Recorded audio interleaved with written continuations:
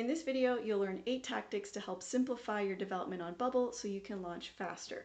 If development currently feels like it's taking way too long, or you want to avoid falling into that trap from the start, these will help shave months off your timeline. To add context to the 8 tactics we're about to go through, it's important to emphasize the value of building your app in phases. You'll start with an MVP, or a pilot app, which is a slim version of your product that's meant to confirm a hypothesis. In other words, you have an idea for how a set of features will solve a problem, and this is the version that'll confirm whether you nailed it or whether changes need to be made.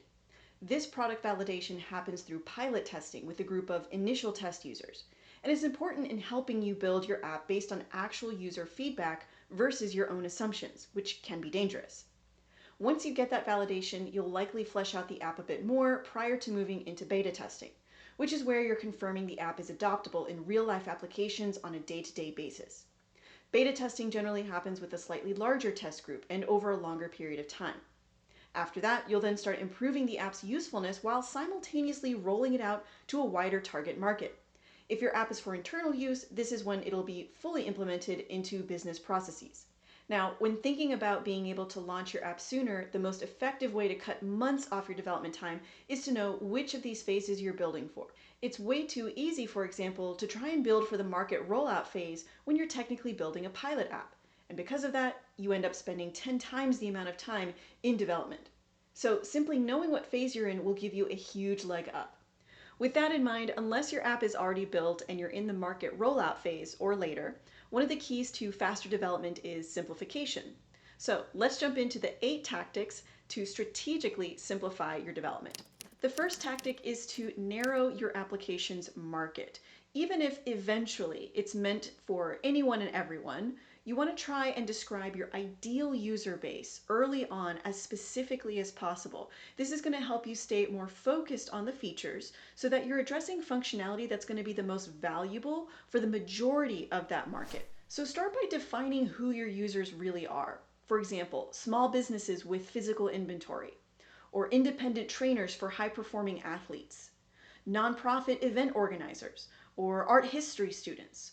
The more you actually know precisely who your users are, the more they're going to feel seen, and the more focused you'll actually be on the features that you're building for them, the problems that you are solving for them. And you can take this one step further by actually addressing a very specific outcome that they're looking for. Right out of the gate, you don't have to address 10 different problems all at once. That could happen in time, but for these early versions of your application, stay focused on one primary set of features so that you can keep moving forward in your development and get to those testing phases a lot sooner.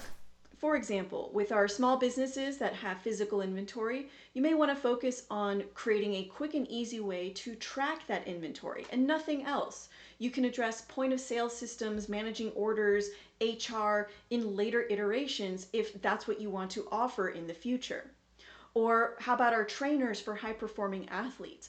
The priority could be first on just helping them organize all of their treatment plans in one central place. And how about our nonprofit event organizers? Maybe your priority is in addressing their volunteer management system, right? Creating an easy way to sign up and manage any volunteers that are going to participate in their events. And for our art history students, you may want to create a unique study resource where they can go through interactive image galleries, a helpful resource for them to move through their material as efficiently as possible. The next tactic is to narrow your location. So if you're building an app with a physical presence, let's say deliveries or directories of service providers and local businesses, you'll want to stay focused on a location that's going to help you jumpstart the app's user base as best as possible. Here's some criteria that can help you make this decision. First, starting with areas that are local to you can make it really easy for you to go out, have real conversations with people to get them signed up to the app. Second, a place that you know a lot about in general or have connections to already, where you don't necessarily have to start from scratch, can also help you speed up building that user base. Third, any place that can get a lot of interest fast because it's more relevant to the content is always useful. For example, targeting a bigger city for a rideshare type of application, or targeting towns around bodies of water for water sport rentals. The thing about applications with a physical presence is that you typically need a lot of people on the app in the same place. That way it makes it more valuable. So if you address one location first, it's going to make it a lot easier for you to build that base, learn a lot from that experience, and then you can strategically roll out to other locations and just repeat that process. This is a much more strategic approach compared to rolling out your app nationwide from the start and having early users scattered. Fewer users within every location just makes the app overall less valuable. The next tactic is to deprioritize any landing pages or marketing material around your app, especially if you're just getting started with your pilot version and if you're working alone. It's very easy to want to build out those fancy billboards for the application, but your app will continue to evolve even as you build that pilot version. So don't create extra work for yourself. You may want to use screenshots and screen recordings, FAQs of your application's features in your marketing material, which is perfectly fine, but you need to wait until those things are more locked down in the app before you start building out those landing pages. And remember, your pilot users are folks who are here to help you validate your product. They are there to test that initial set of features. You're not necessarily selling to them quite yet. You're having direct conversations with them about what the app can do now. They know that they are test users. So you can wait on putting up fancy marketing materials and landing screens until you have things more established. Instead, what you can do in preparation of beta users and any users moving forward from there is put up a simple waiting list, right? Collect email addresses that you can then notify when the application is ready for more prime time, a bigger rollout, things like that. And you can do this easily with embedded opt-in forms from email marketing services like ConvertKit or MailChimp. The next tactic is to keep your app's design consistent, even if this is a simple design. Not only is this going to make for a much more friendly user experience on the front end, but it's also going to make your own development work go by more efficiently. For example, in Bubble, you can set up styles to create a global style guide for your application. Styles are essentially preset appearance properties that you can apply in one single click to your visual elements. This is going to make things far more consistent for you on the front end. It'll give your users a great experience. It's going to help you reduce decision fatigue and in general just allow you to move through your development and design so much faster. The primary areas you'll want to address first are your color palette, your fonts, and all of the most common visual elements. So for example, buttons, text, so that you can present menus, on-screen notifications, form labels, titles, all of these things in a really consistent way. The next tactic is to reduce fancy interactions. And when I say fancy, I'm talking about things like animations, excessive transitions, sound effects, things like that. A lot of times these things are here really just for the wow factor and aren't really serving a real purpose. Now, there's nothing wrong with wow factor, but at this stage of your development, it's not really necessary. Your time is better spent staying focused on building out functioning features, right? You can layer in these fancy interactions a little bit later. Any interactions you create for the front end should be built with very clear intent. For example, a menu can be designed to slide in and out of view based on the device's page width. A desktop size has more room to show more elements at once, so the menu may always be present.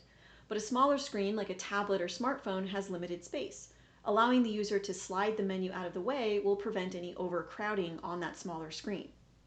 Transitions can be designed to give users clear visual cues about where they are in the user story. For example, showing a progress bar between page loads or while waiting for data to process. Drag and drop interfaces are popular because they can make it really easy for users to organize data like sorting a list. These fun interactions can come with drawbacks though if not implemented well, such as animations taking too long or disorienting the user rather than guiding them. Not to mention, fancier interactions can take time to build.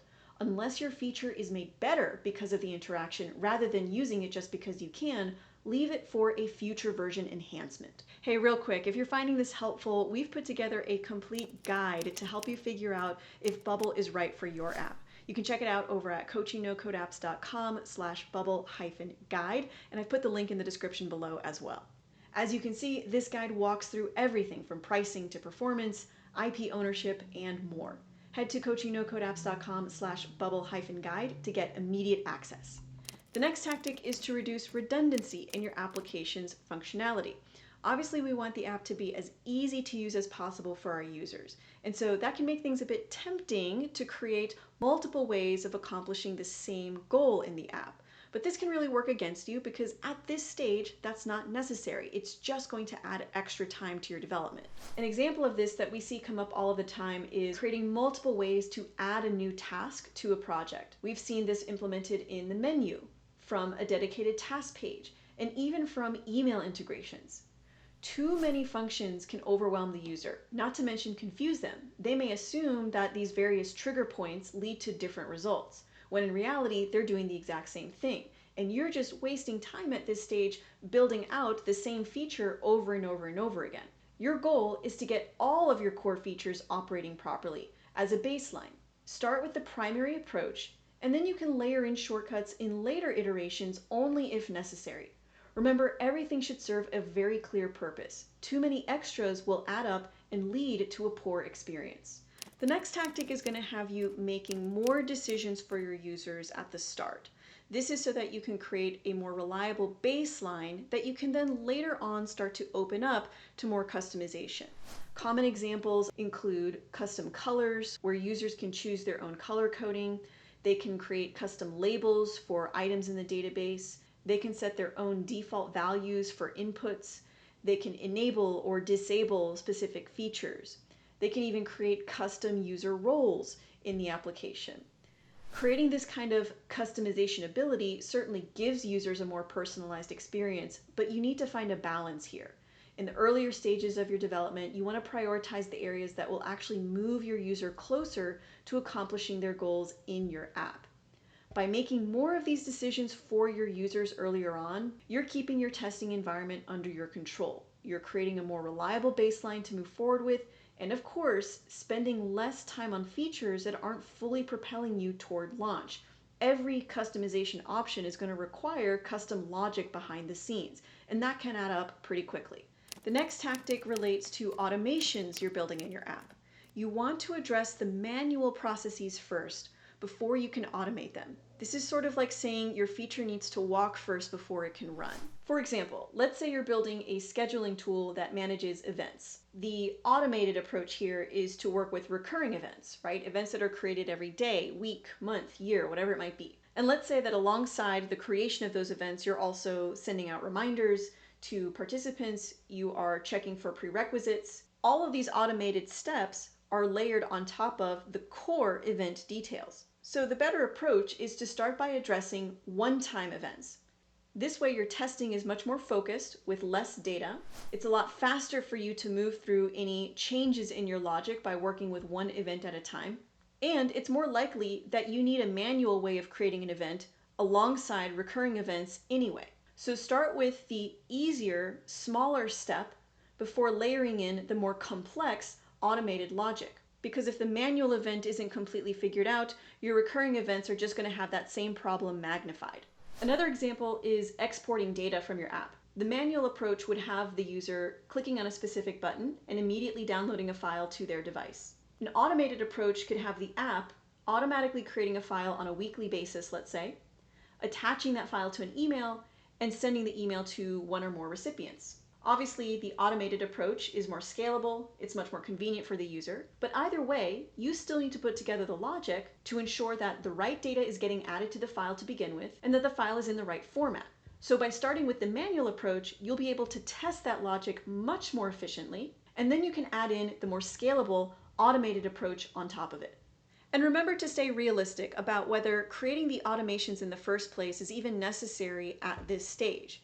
Earlier on, you're going to have fewer users, perhaps less activity, and so automations may not really make a huge difference. It may be excessive for the early stages of your app. They can be layered in as you start to scale. The manual features may be all you need to validate your product. The next tactic is to keep your test data small and easy to manage.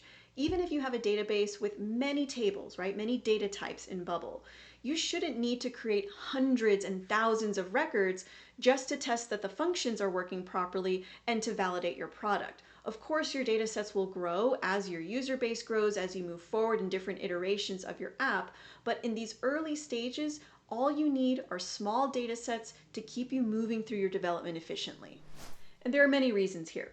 You will make mistakes around data management in your logic, especially early on as you're figuring things out. So don't let them be costly mistakes. Don't use more server resources or workload units in Bubble in order to create a lot of data, delete a lot of data. Small data sets are going to help you move faster. There's less to delete, there's less to review. Later on, you will of course need to run some tests on larger sets in order to confirm scalability, but not now. Right now, you're trying to validate your product as a solution to your users' problems, and this should remain very contained. And of course, small data sets may mean different things to different apps. You want enough data to test a variety and to confirm that your features are working. For some apps, that may mean a dozen records or so in a table. For other applications, it may be necessary to add, over 100 items or even more in order to test larger, more complex features. But be realistic about what's absolutely necessary for this stage in your development. And as a bonus tip here for working with test data, I highly recommend you use realistic values in your data sets rather than a bunch of gibberish that you just type in randomly. With realistic values, you can get a much more accurate picture of how everything is going to look and behave in your app. All right, I hope this was helpful. And if it was, the content you're about to see on the screen next will help you take things even further.